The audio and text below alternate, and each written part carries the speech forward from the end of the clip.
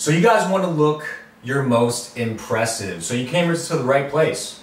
I'm not tooting my own horn, but I pretty much stay impressive all year round. Still staying shredded, still able to build muscle in the shredded state, which most people think is impossible. But I took it upon myself to figure it out, and it all revolves around hormone strategy. Go figure, something that a lot of people disqualify. But we're gonna touch on some basic things for the average person that are really holding them back from getting to the next level to achieve that most impressive physique. So we gotta go back to when I started. I'm on year 15 now, and I don't even consider myself elite anymore because I'm humbled. I would say give me a decade of natural lifting and I will be considered elite status. But when I was on year 5 many years ago, I thought I was elite. It's kind of funny, right? It's like year 5, I thought I was the shit. Thought I was really doing something, right? But when I looked in the mirror, I wasn't satisfied. I just wasn't satisfied, and it wasn't the proud but never satisfied type of thing. It was more like, this is it?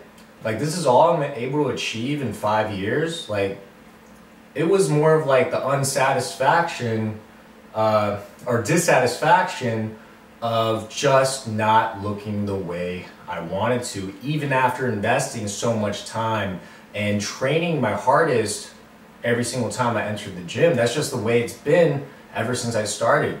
I was always like, I'm gonna train as hard as possible, be that hard worker, and the results will come in, but that wasn't the case. So this is the case for a lot of people. We many years of training and they just still do not look the way they want to.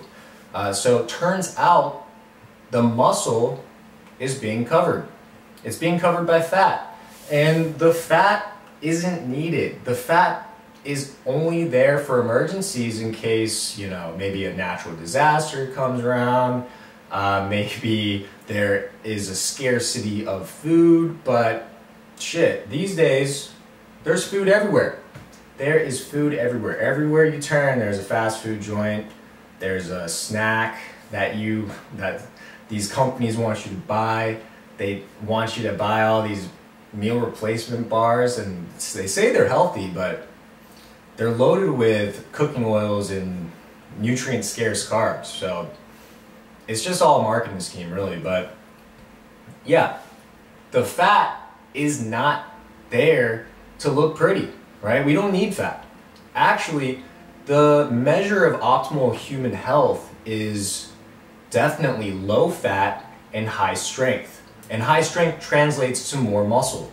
So the reason why low fat is so advantageous for a human being, even animals, is because that once our adipose tissues, the fat tissues, get maxed out, and everyone has different genetic maxes, that's when the fat spreads to the organs. So this is why obese people, they are on high alert.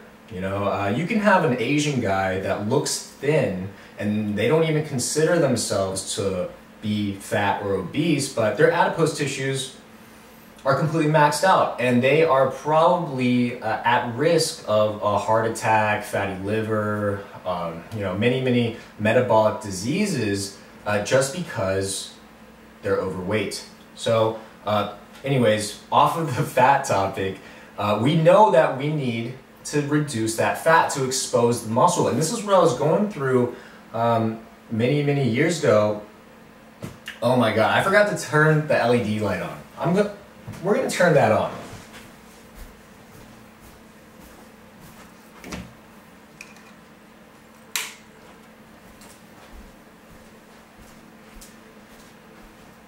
Yo, that annoys me, but I choose peace today. All right. So we got the LED light on. Things are looking a little better now, right guys? We got Instagram Live, Facebook Live going on. How about that execution? We fucking took matters into my own hands and I turned the damn LED on. So yeah, we have to reduce the fat to look even more impressive. That was the biggest bottleneck I was having when I thought I was elite at year 5. Like, I was eating caloric surplus and training super hard, and yes, I was getting bigger, but I didn't take into consideration that I needed to lose weight, because everyone always has this common misconception that we got to eat big and lift big to get big. But yes, everything does get big, but that I meant everything, right? The stomach gets big, the even chest fat, back fat. There's all sorts of problems that a lot of people experience. Love handles are one of the biggest things that take away from the impressive physique. So not only are we covering the muscle with fat, but it takes away from the waist. And that's why a lot of bodybuilders, they try to get as wide as possible. They try to get their waist as thin as possible. And what is the reason for this? It's so they get to maximize the tapering effect to look even wider, even though they're not actually getting wider. Not only does this make them look wider, but it makes everything look bigger. When your legs are almost the size of your waist, when your arms are thicker than the profile of your waist when you do a vacuum, everything looks bigger when the waist is smaller. So not only are we not focusing on the fat loss and, you know, optimizing that with maximum muscle retention, but people are completely changing their training protocol when they go on a cut, right? And I'm guilty of this. We all wonder, like, yeah, I lose muscle during a cut. Well, you lose muscle because you're not pushing the limits. You aren't training the way when you were bulking. You weren't lifting challenging weight and trying to go extra hard.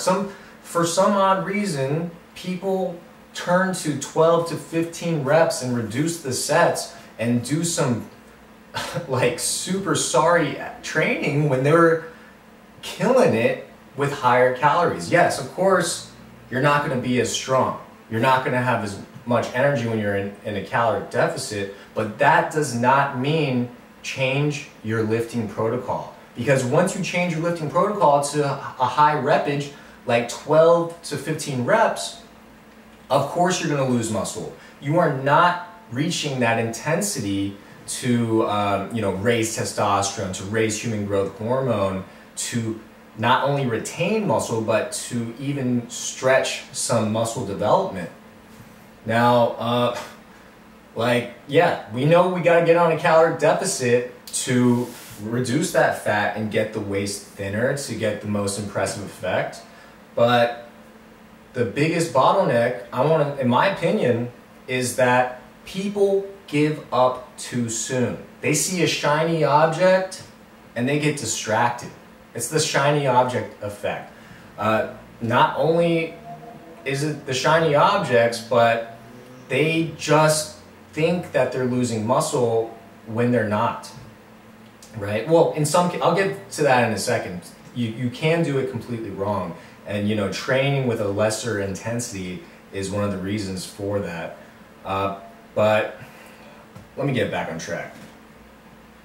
But yeah, when people they lose fat, they think it's muscle loss. Well, that's what's muscle is muscle, right?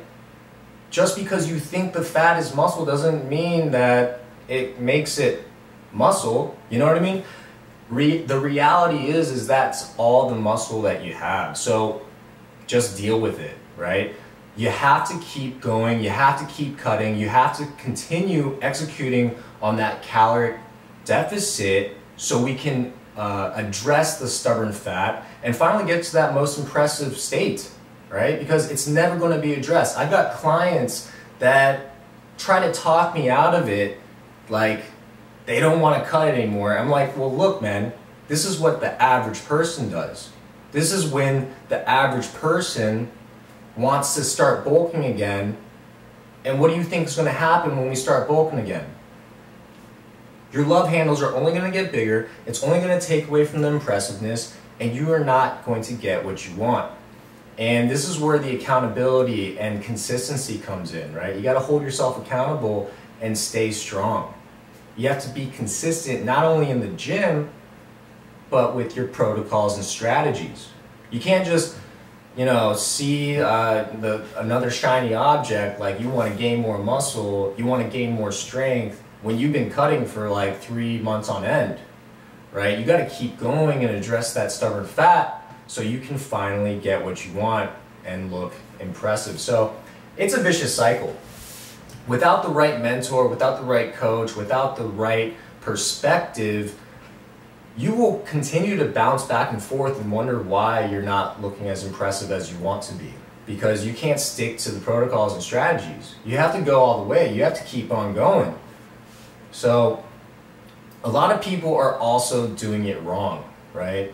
They use, they eat multiple meals per day. And you guys know, like, when you're like super busy and you miss a meal and then you start shaking, you can't think, you get a little cold, you have a ton of complications, you just feel a little spacey. Well, yeah, it's because your blood sugar is completely shot, right? It was up high during lunch and then it completely dropped. So you are missing the opportunity to raise your blood sugar again, right? And this is the catabolic state, right? This is when your body not only burns fat, but it metabolizes proteins as well. And proteins means your muscle. So it is extremely important to get your meals in. But with my clients and myself, we don't even have to worry about meal timing because we strategize around the hormones and we try to improve human growth hormone as much as possible. And this retains the muscle and allows us to prevent muscle loss during the cut. And this is why I look so full. The muscle bellies are fuller than most people when they cut, because I am constantly addressing my human growth hormone. So if you guys want to look extremely impressive, right? The most impressive that you have ever been in your life, go to the description and fill out the Typeform link. We will set something up and I will see if you're a good fit to work with me through my transformation program, and we will get right to it. We're gonna optimize everything, your nutrition, your training, your mindset, and get you where you want to be. So like, comment, and subscribe. I will see you guys next time. I'm doing pretty well with these uploads, right? I'm on Facebook, I'm on Instagrams, and I'm on YouTube right now. So any questions, guys? Well, all right, until next time, peace. But any questions, guys? You guys got it? Let's check out these comments.